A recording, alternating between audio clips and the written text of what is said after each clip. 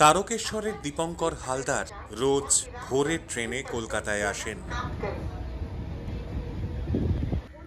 তবে নিজের রূপে নয়, দেবতার রূপে।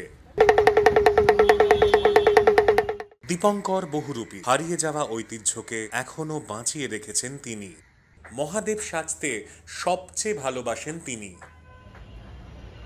তার প্রতিভা প্রদর্শনের স্টেজ হল রাস্তা, আর দর্শক পথ চলতি মানুষ।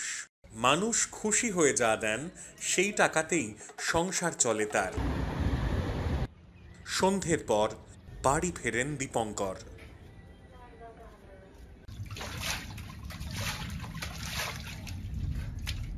দাদু এইটা কাজটা ধরে রেখেছিল অনেক দিন থেকে।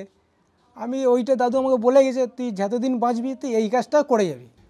দাদুই দীপঙ্করের অনুপ্রেরণা।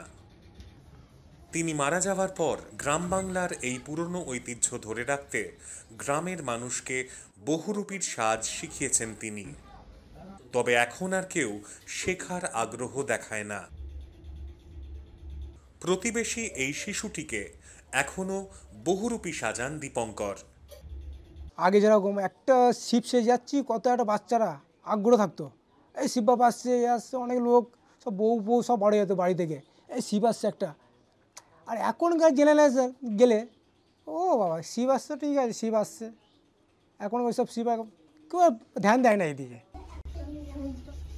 নিজেই নিজের মেকআপ করেন।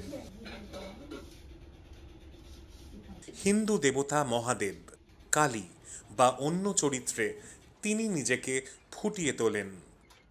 দীপঙ্কর সম্ভবত বহুরূপীর শেষ প্রজন্ম।